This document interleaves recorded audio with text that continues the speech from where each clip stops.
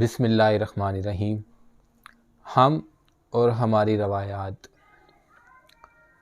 कल मैं किसी जानने वाले के जनाज़े पर गया। कोई ख़ातून थी जो इस दुनिया से विसाल कर गई। तो मैं वहाँ खड़ा तो कुछ लोगों को मैंने बात करते हुए सुना। तकरीबन वो उस ख़ातून का बेटा ही था। तो वो बात कर रहा है कि जनाज़ा किस तरफ से लेकर जाना है। तो साथ खड़े शख्स ने बताया कि इस तरफ से।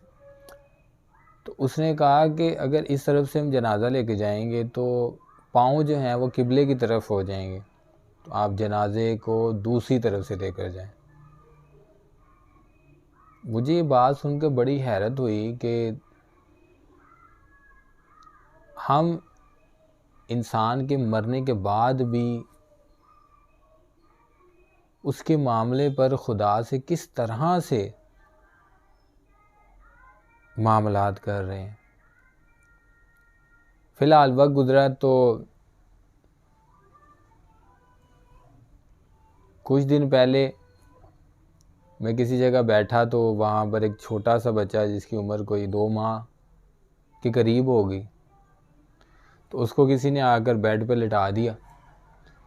तो जब उसको बेड पर लिटाया तो उसके पाँव जो थे वो किबला रो थे। तो फौरी एक ख़ातून आई, उसने कहा कि ये तुम क्या कर रही हो, इसके पाँव इस तरफ क्यों कर रही हो। उसको फौरी तौर पे उसके पाँव को जो है वो दूसरी तरफ कर दिया और कहा कि खुदा का अज़ाब है कि किबले की तरफ पाँव कर रहे हो।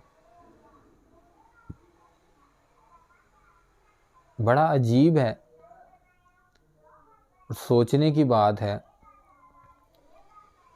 क्या वाकई अल्लाह रब्बुल इज़्ज़त नाराज़ होते हैं अगर हमारे पाँव जो हैं वो किबले के रुख हो जाएं।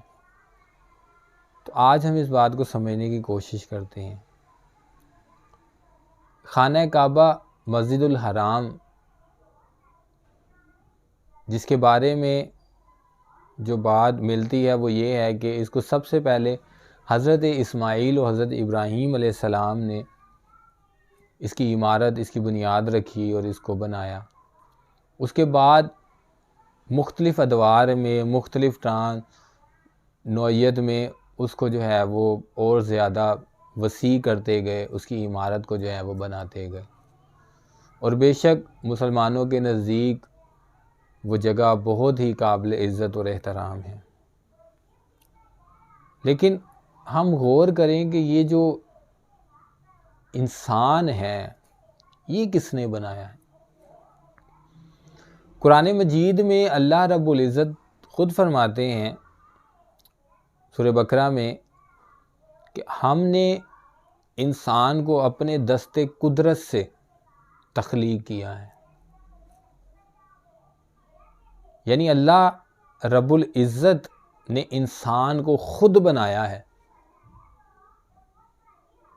और जब बनाया है तो फिर मुकम्मल बनाया है। ऐसा नहीं है कि उसमें अल्लाह रब्बुल इज़्ज़त ने सिर्फ इंसान का सर, मुंह बनाया या हाथ, दायां हाथ बनाया, बायां नहीं बनाया, बल्कि ये जो मुकम्मल वजूद है ये तख्लीक कार जो है वो कायनात का रब है, जिसने ख़ुद अपने हाथों से इंसान को बनाया।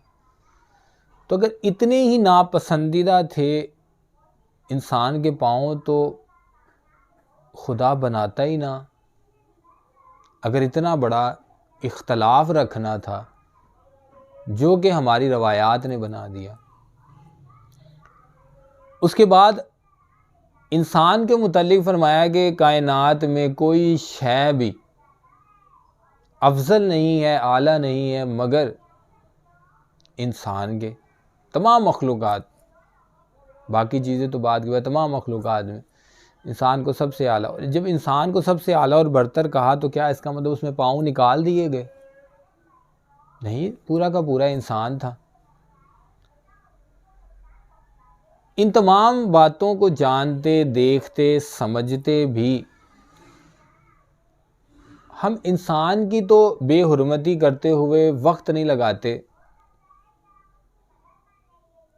हाँ, एक आप किसी इंसान के अमल पर उसकी डांट परख कर रहे हैं तो वो एक अलग चीज़ है, लेकिन आप इंसान के वजूद में गलती निकाल रहे हैं कि दायां हाथ अच्छा है, बाएं से काम करना बुरी बात है, गुनाह है,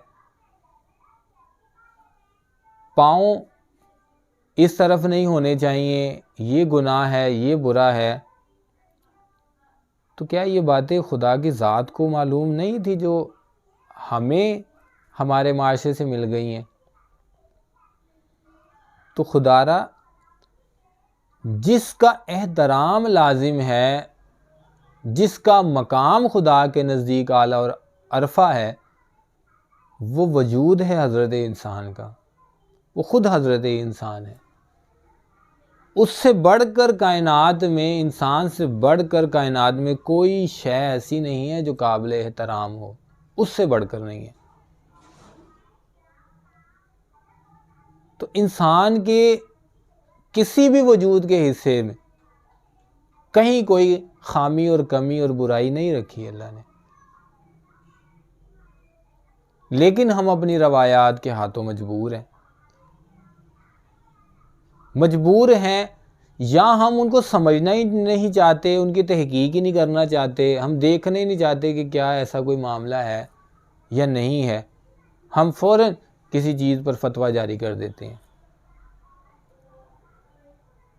और दावा करते हैं उस परवरदिगार से जिसकी बनाई हुई चीज़ को हम नुक्स में देख रहे हैं, नुक्स निकाल रहे हैं, कमतर समझ रहे हैं, और तमन्ना ये है कि वो हमारा रब हमसे खुश हो जाए।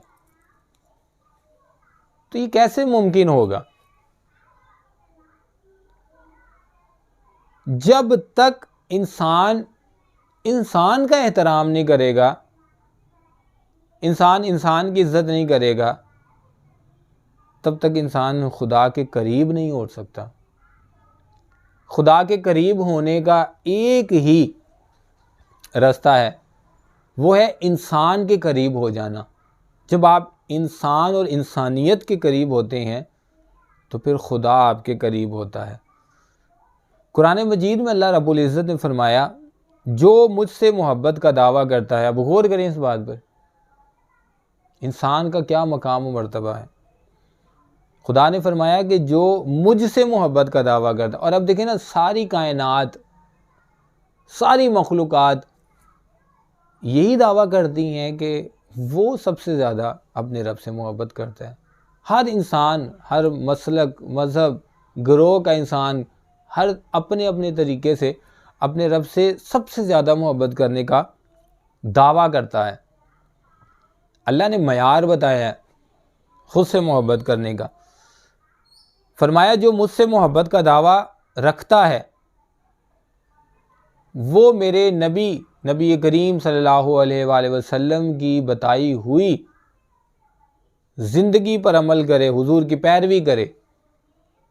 तो क्या होगा? हम हुजूर की पैरवी करेंगे तो क्या होगा? आगे फरमाया, मैं खुदा उससे मोहब्बत करूँगा। अब गौर करें, जो मुझसे मोहब्बत का दावा करता है वो मेरे नबी की पैरवी करे, मैं खुदा उससे मोहब्बत करूँगा। गौर करें इस बात पर कि हम तो मोहब्बत करने का दावा करते हैं और मोहब्बत का इजहार करते हैं, लेकिन क्या ही खुश नसीब है वो शख्स जिससे खुदा मोहब्बत करे, और खुदा उसी से मोहब्बत करेगा जो खुदा के बंदे से, जो इंसान से, जो इंसानियत से मोहब्बत करेगा। डॉक्टर अल्लामा मोहम्मद इकबाल फरमाते हैं, खुदा के आशिक तो हैं हज़ारों, बनू में फिरते हैं मारे मारे, मैं उसका बंदा बनूंगा जिसको खुदा के बंदों से प्यार होगा। तो खुदा के बंदों से प्यार, खुदा से मोहब्बत का दावा है।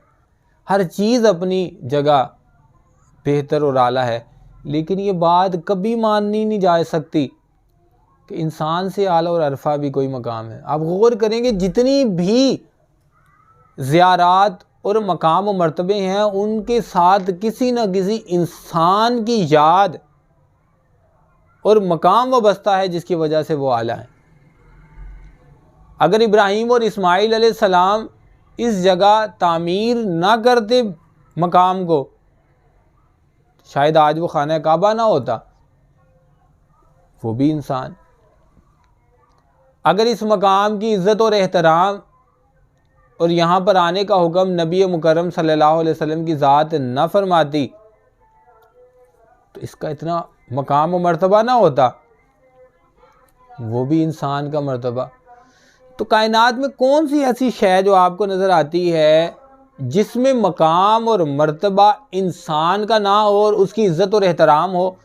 वो कोई शय नहीं होगी। तो फिर आप इंसान के मर्तबे को कम करके किसी शय के मर्तबे को बढ़ा देंगे, किसी जगह के मर्तबे को बढ़ा देंगे, तो आप क्यों कर बेहतर होंगे?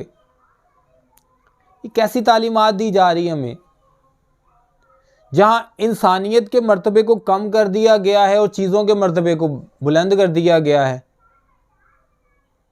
हालांकि ये पूरी कायनात इंसान के लिए है और इंसान खुदा के लिए है,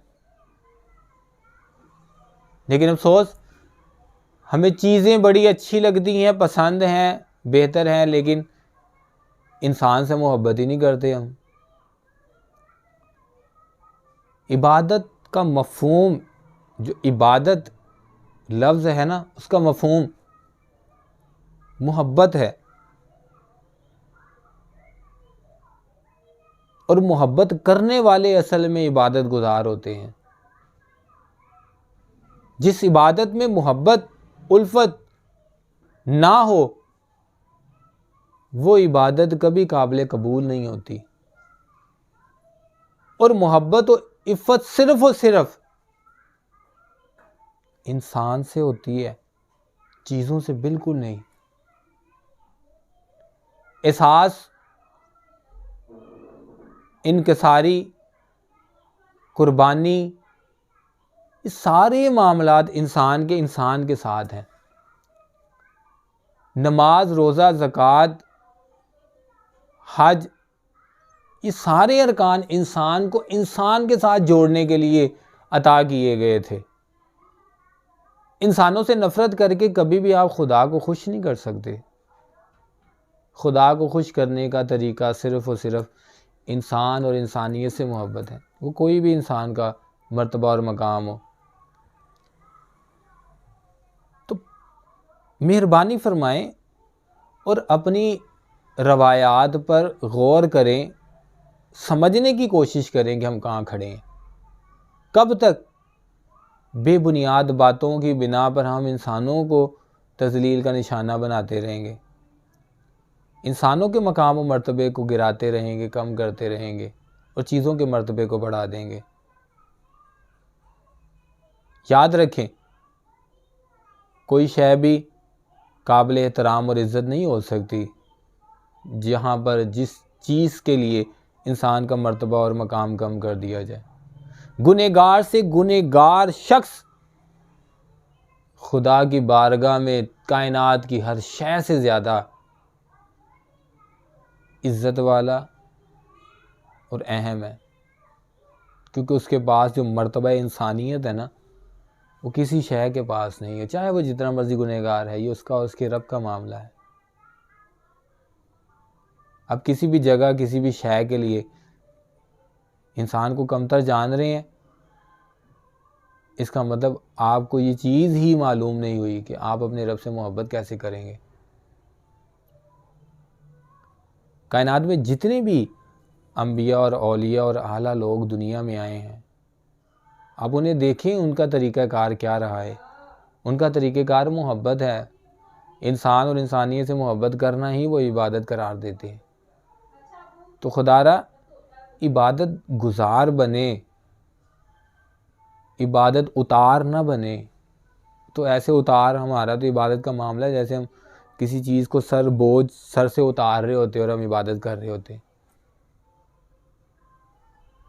इबादत तो इंसान को सुकून देती है,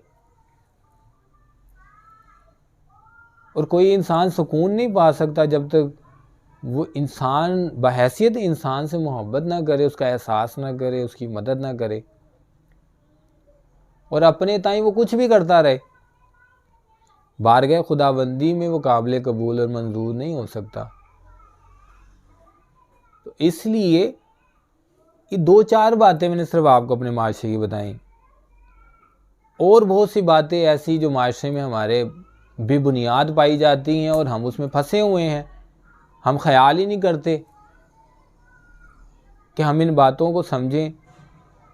कोई भी बात, कोई भी अमल, कोई रवायत, कोई शय, कोई कौल जिसमें इंसान के मर्तबे को कम और किसी शय, किसी मकाम के मर्तबे को ज़्यादा बताया जाए, वो बात कभी सच्ची नहीं हो सकती और कभी भी काबिल कबूल नहीं हो सकती। ये याद रखिए, वो कोई भी हो। इंसान से बढ़कर कायनात में कोई शय नहीं है, क्योंकि हर चीज़ का मुआजना और मकाम और जांच और इल्म आता ही इंसान से है। कोई शय दूसरी तो है ही नहीं जिससे हमें पता लगता कि ये चीज़ क्यों इतनी वैल्यूएट है, ये चीज़ कितनी आला क्यों है। इन सब को डिस्कवर करने वाला तो इंसान ही है। तो इंसान से फ़र्क तो नामों का है, मर्तबों का है, लेकिन है तो सब इंसान। आप किसी इंसान के अमल पर तो तनकीद कर सकते हैं, लेकिन बहैसियत इंसान उसके वजूद पर आप कोई नुक्स इसलिए निकालें कि किसी शय को आपने उससे बेहतर, किसी मकाम को उससे बेहतर कहना है, तो शायद ये बात कभी भी बेहतर और आला नहीं हो सकती।